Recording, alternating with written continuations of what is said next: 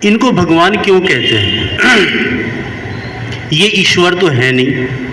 ईश्वर के तो गुण हमारे ऋषि मुनियों ने बता दिए कि ये 19 नियम, 19 गुण और इसके अतिरिक्त और भी बहुत सारे ईश्वर के गुण हैं जो ईश्वर के ही अंदर ही रहते हैं, जिसके आधार पे हम ये विचार कर सकते हैं कि ये ईश्वर है या भगवान है। अब भगवान शब्द के लिए यानी कि भगवान किसको कहते हैं, इनको ये जो हमारे महापुरुष हैं इनको भगवान क्यों कहा गया, मेन बात ये है। इससे पहले हमें थोड़ा सा और शब्दों पे ध्यान देना होगा, जैसा कि शक्तिमान। शक्तिमान किसे कहें? जिसके पास शक्ति हो, अथाह शक्ति हो। धनवान, धनवान किसे कहेंगे? जिसके पास बहुत सारा धन हो। विद्वान, जिसके पास बहुत सारी विद्या हो, इत्यादि बहुत सारे शब्द हैं। इसी प्रकार से भगवान शब्द है। तो भगवान किसे कहेंगे? जिसके पास भग हो। अब भग है क्या? अब भग को समझने के लिए हमें थोड़ा सा विचार करना होगा। भग उसको कहते हैं जिसके अंदर 6 गुण हों। वे 6 गुण कौन से हैं? वे 6 गुण हैं ऐश्वर्य, तेज, यश, श्री, ज्ञान और वैराग्य। ये 6 गुण होने चाहिए। जिस व्यक्ति के अंदर ये 6 गुण होंगे वो भग यानी कि भगवान कहलाने का अधिकारी होगा। तो सबसे पहला जो मैंने बताया ऐश्वर्य। ऐश्वर्य किसे कहेंगे? उस ऐश्वर्य का मतलब होता है जिसके अंदर ईश्वरीय गुण हो। सबसे पहला अर्थ जो है। अब आप कहोगे कि ईश्वरीय गुण तो ईश्वर के अंदर है, मनुष्य के अंदर कैसे आ सकते हैं? लेकिन कुछ गुण ऐसे हैं जो मनुष्य के अंदर भी रहते हैं और ईश्वर के अंदर भी रहते हैं, जैसे दयालुता, परोपकारी, न्यायकारिता इत्यादि बहुत सारे गुण हैं जो मनुष्य के अंदर भी होती है। ज्ञान, परियतन और तो इनके साथ साथ में जिस मनुष्य के अंदर ये सारे गुण हो और इसके साथ साथ उसके पास सांसारिक सुख भोगने के सब साधन हो और अथाह संपत्ति हो, उसको हम ऐश्वर्यवान कहते हैं। दूसरा गुण तेज। तेज का मतलब है प्रभावशाली। प्रभाव कैसा? किसी के पास ज्ञान का प्रभाव, किसी के पास वाणी का प्रभाव, किसी के पास किसी भी विषय का प्रभाव, शरीर का प्रभाव और बहुत सारे गुण हैं। वे सारे जिसके अंदर गुण होंगे तो वो गुण भी उसके अंदर होना चाहिए, जिसको हम तेज के नाम से कहते हैं। चौथा आया है तीसरा, तेज से आगे आता है यश। यश का मतलब है प्रसिद्धि। चारों तरफ जिसकी ख्याति हो, प्रसिद्धि हो, जिसको सब जानते हो अच्छाई के गुण के कारण, ये भी उसके अंदर गुण होना चाहिए। चौथा आया है श्री। श्री का मतलब है शोभनीय। जिसके आने से जिसके यहाँ गया वो व्यक्ति, उसके घर की शोभा, उस व्यक्ति की शोभा, उस समाज की शोभा, जिसके आने से मनुष्य अपना गौरव महसूस करता हो कि मेरे यहाँ फला आदमी आया। देखो, जैसा कि आज की तारीख में किसी के हमारे गांव में मोदी आ जाए तो बड़ी दूर दूर तक चर्चा, भाई फला जगह आर्य समाज के अंदर मोदी आया, इसका मतलब आर्य समाज वालों की अच्छी पहुँच है इत्यादि, यानी कि जिसके जाने से शोभा बढ़ती हो। पांचवा है ज्ञान। ज्ञान का मतलब है चारों वेदों का प्रकांड विद्वान हो और केवल शाब्दिक ही ज्ञान ना हो, उसके पास उसकी कार्यशैली भी हो, उसका आचरणवान भी हो। ये पांचवा गुण है। और छठा है वैराग्य। और वैराग्य का मतलब है इतनी सारी योग्यता होने के उपरांत भी उसको किसी सांसारिक विषयों की तरफ उसकी आसक्ति ना हो। जिसके अंदर इतना सारा गुण होंगे उसको हम भगवान की श्रेणी कहते हैं, और वे हैं भगवान श्री कृष्ण। योगीराज श्री कृष्ण मैंने बता ही दिया, और रामचंद्र जी, बहुत सारे हैं गुण। तो ये मैंने थोड़ी सी आपके सामने चर्चा रखी। ईश्वर किसे कहते हैं? समय हो गया, वो हम कल बता देंगे। ओम शांति। अब युवा अमृत आर्य अपने विचारों को हम सभी के मार्गदर्शन के लिए दें। अमृत आर्य। आर्य समाज का दूसरा नियम है, ईश्वर सच्चिदानंद स्वरूप, निराकार, सर्वशक्तिमान, न्यायकारी, दयालु, अजन्मा, अनंत, निर्विकार, अनादि, अनुपम, सर्वाधार, सर्वेश्वर, सर्वव्यापक, सर्वांतर्यामी, अजर, अमर, अभय, नित्य पवित्र कोई सृष्टि करता है, उसी की उपासना करने योग्य है। इस नियम में एक शब्द आया है, सर्वशक्तिमान, अर्थात इस नियम में सर्वशक्तिमान का तात्पर्य अपने कार्यों को समय पर एवं स्वयं करने में जो सक्षम है, तो सर्वशक्तिमान का तात्पर्य इससे है। इससे पूर्व आया है, इसके पश्चात न्यायकारी। न्यायकारी कौन हो सकता है? जिसको सबके बारे में जानकारी हो। न्याय किसी एक पर नहीं किया जाता, न्याय के लिए दो पक्ष होने आवश्यक है। तो जिसको उन दोनों पक्षों के बारे में जानकारी हो तभी न्याय किया जा सकता है, अर्थात ईश्वर सबके बारे में जानता है। फिर आया है दयालु। दयालु का क्या अर्थ है? मनुष्य से अधिकांश भूल होती है, तो भूल का दंड भी मिलता है, किंतु ईश्वर अपना दयालु गुण दिखाते हुए उस दंड को कुछ कम कर देता है या उसमें कुछ बदलाव कर देता है। यही ईश्वर का दयालु गुण है। ओम।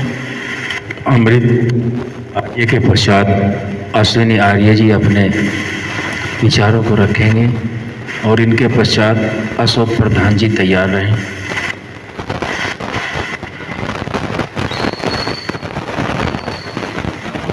सबसे पहले उस परमपिता परमात्मा के जी बोलना ओम का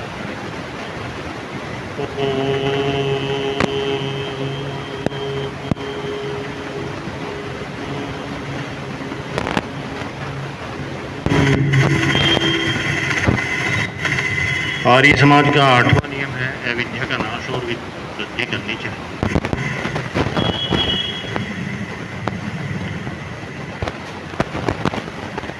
मनुष्य मात्र अविद्याओं से घिरा हुआ है।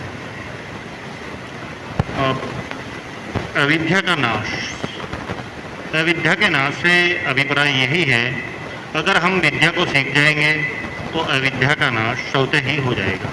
यानी कि हम जो भी कार्य कर रहे हैं उसमें हम विद्या को तलाशना चाहिए। अभी मैं एक उदाहरण के माध्यम से बताता हूँ। एक बार की एक कहानी होती है कि एक अंधा व्यक्ति होता है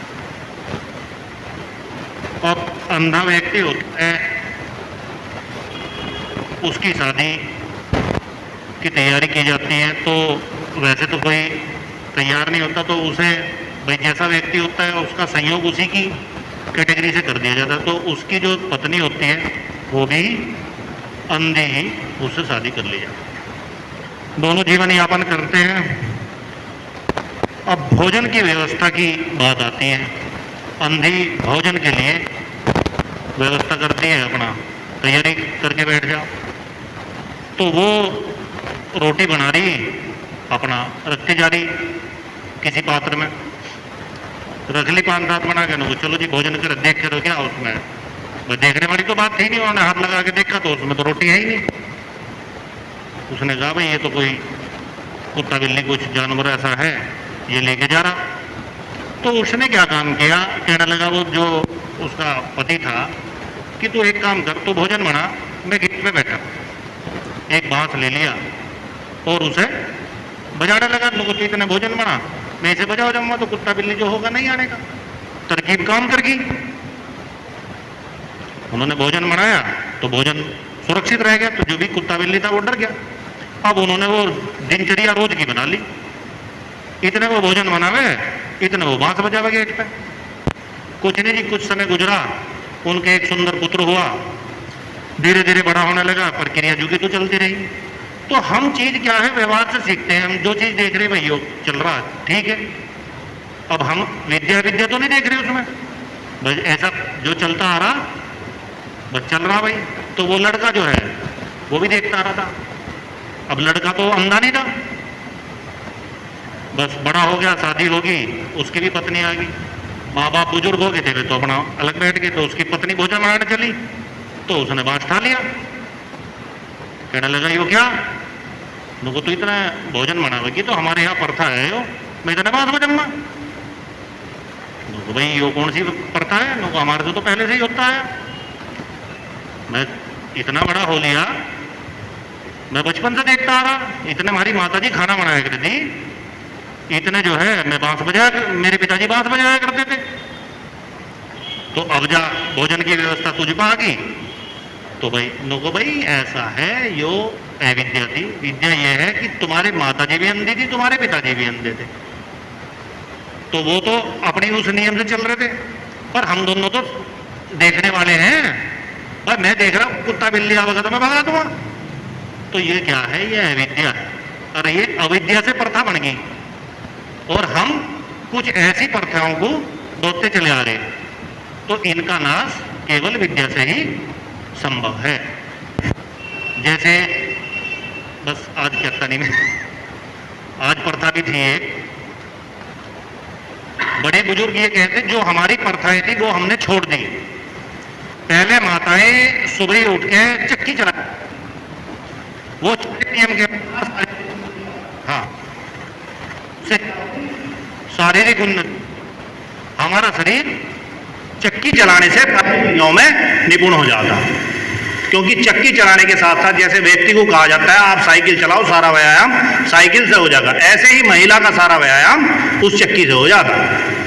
उसे फिर कोई व्यायाम करने की आवश्यकता नहीं थी। पर लेकिन जो परंपरा थी वो तो छोड़ दी, क्यों 8 बजे उठना, 4 बजे तो उठना नहीं, चक्की तो 4 बजे उठ के चलेगी। और जो नए तरीके की परंपरा है वे हम अपनाते आ रहे, तो उनका जो है निवारण करना चाहिए। ओम।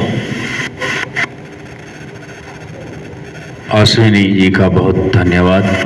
अविद्या के विषय को बहुत ही सारगर्भित शब्दों में समझाया गया है। अब अशोक प्रधान जी सभी को नमस्ते। अपने विचारों से अल्प समय में हमारा मार्गदर्शन करेंगे। ओम। दूसरा नियम है ईश्वर सच्चिदानंद स्वरूप, निराकार, सर्वशक्तिमान, न्यायकारी, दयालु, अजन्मा, अनंत, निर्विकार, अनुपम, अनादि, सर्वेश्वर, सर्वाधार, सर्वव्यापक, सर्वंतर्यामी, अजय, अभय, अमर, नित्य, पवित्र और सृष्टि करता है। इसी की उपासना करने योग्य है। तो इसी के संबंध में टाइम तो हो रहा है, बहुत छोटा सा बताऊं क्या कितना महान है ईश्वर।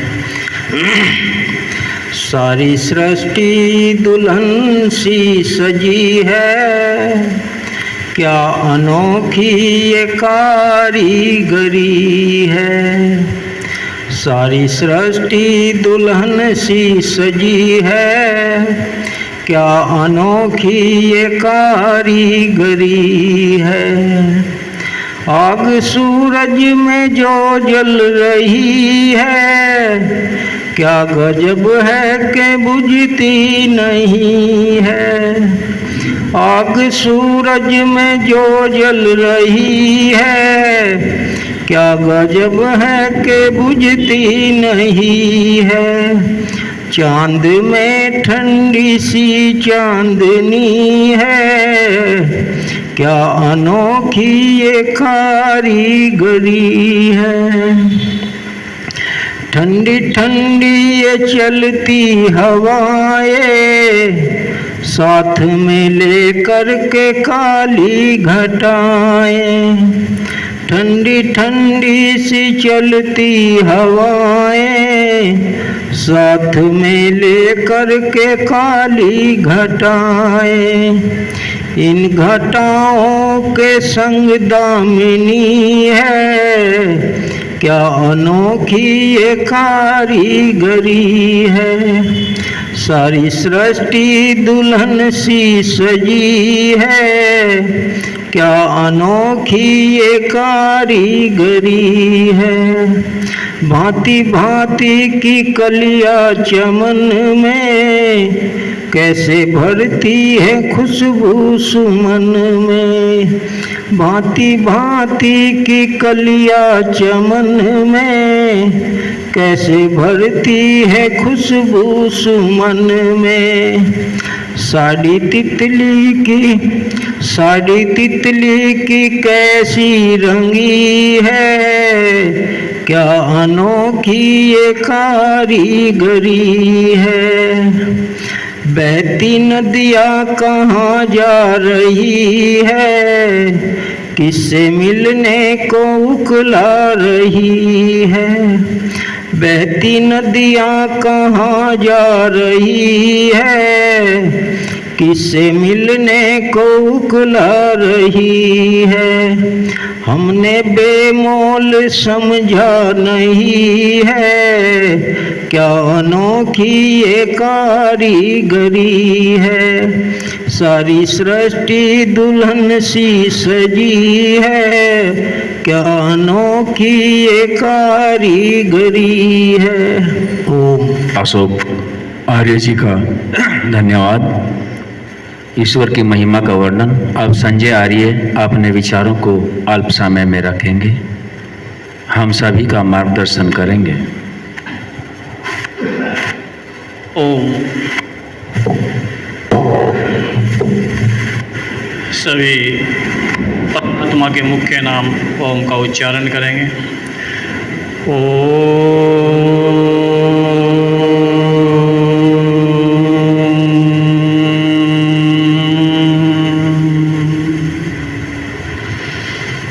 आर्य समाज का तीसरा नियम, वेद सब सत्य विद्याओं का पुस्तक है। वेद का पढ़ना, पढ़ाना और सुनना सुनाना सभी आर्यों का परम धर्म है। तो इसमें जो बात चल रही थी, अविद्या, एक वेद ही ऐसा ग्रंथ है जिससे अविद्या को हटाया जा सकता है। क्योंकि वेद सभी पुस्तक, जितनी भी पुस्तकें हैं, सब पुस्तकों की विद्या वेद है। तो जितने भी ग्रंथ, जो भी शास्त्र, जो भी उपनिषद, जो भी ज्ञान मिला है, वो सब वेदों से मिला है। तो वेद का पढ़ना और पढ़ाना, तो पढ़ना, जब हम वेद पढ़ेंगे तो अज्ञानता को दूर करेंगे। और अज्ञानता क्या है? जैसे अश्विनी मास्टर जी कुछ अज्ञानता की भी बात पर रोशनी डाली, तो ये अज्ञानता तभी हटेगी जब हम अपने शास्त्र आदि पढ़ेंगे, विद्या पढ़ेंगे, वेद पढ़ेंगे। तो बात आती है वेद पढ़ने की, क्योंकि अभी हमारा इतना सामर्थ्य नहीं है कि हम वेद पढ़ सके।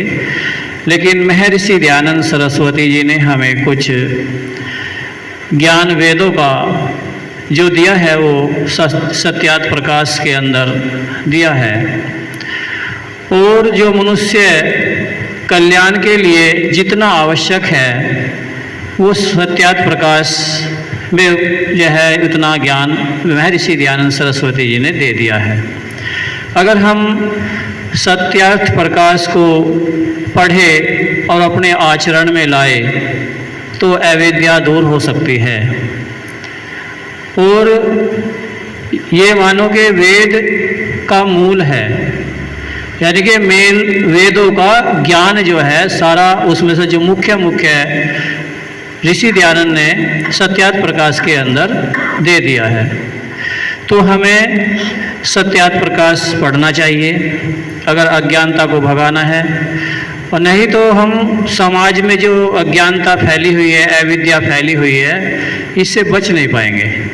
हम कहते तो रहेंगे, लेकिन जब तक हम विद्या नहीं पढ़ेंगे, सत्यार्थ प्रकाश का पठन पाठन नहीं करेंगे, जब तक हम इस अज्ञानता से नहीं बच पाएंगे। तो अगर हमें इस अज्ञानता से बचना है, पाखंड से बचना है और सत्य को आगे बढ़ाना है और सत्य की राह पे चलना है, तो हमें ये पुस्तक पढ़नी है और अपने आचरण में लानी है। पढ़नी भी है और पढ़ानी भी है, तभी हम समाज का कल्याण कर सकते हैं और अपने राष्ट्र का भी कल्याण कर सकते हैं। ओम। संजय आर्य जी का धन्यवाद। तीसरे नियम पर सही मार्गदर्शन हम सभी के लिए किया गया। हमारे मध्य में श्री सत्यपाल आर्य जी हैं। वो भी अपने विचारों को कम समय के लिए रखेंगे। आर्य समाज की उन्नति कैसे हो, कोई दिशा निर्देश आप अपने श्रीमुख से हम सभी के मध्य में रखें।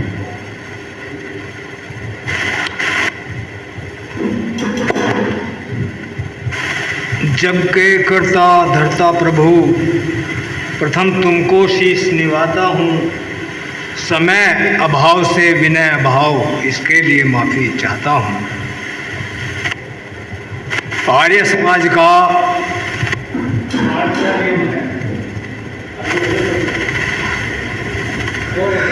बस अविद्या का नाश और विद्या की वृद्धि करनी चाहिए। अविद्या से ही, जो अविद्या से ग्रस्त है जो मानव, अधर्म करेगा। और ऐसे अधर्म बहुत समय से अधर्मी करते आए। और उस अधर्म और धर्म का विवेचन करके मैंने एक छोटी सी कविता बनाई। अनेक धर्मवीर मिटा दिए, इन अधर्म की दीवारों ने। अनेक धर्मवीर मिटा दिए, इन अधर्म की दीवारों ने। देव दयानंद छीन लिए, देव दयानंद छीन लिए, इन अधर्म के ठेकेदारों ने। इन अधर्म के ठेकेदारों ने। राजा जसवंत बनाओ अधर्मी, राजा जसवंत बनाओ अधर्मी। लील गया वो ऋषिवर को, लील गया वो ऋषिवर को। भारत माँ की शान गंवा दी, भारत माँ की शान गंवा दी। याद किया ना ईश्वर को, याद किया ना ऋषिवर को। कितने सितम ढाए ऋषि पर, कितने सितम ढाए ऋषि पर। इस देश के पहरेदारों ने। देव दयानंद छीन लिए, इन अधर्म के ठेकेदारों ने। गुरु तेग ने धर्म की खातिर अपनी जान गंवाई थी। गुरु तेग ने धर्म की खातिर अपनी जान गंवाई थी। मती दास भी बलिदानी हो गए, मती दास भी बलिदानी हो गए। भाई की पदवी पाई थी, भाई की पदवी पाई थी। अधर्म की सारी हदें लांघ दी, अधर्म की सारी हदें लांघ दी। इन दिल्ली के दरबारों ने, दिल्ली के दरबारों ने देव दयानंद छीन लिए, इन अधर्म के ठेकेदारों ने।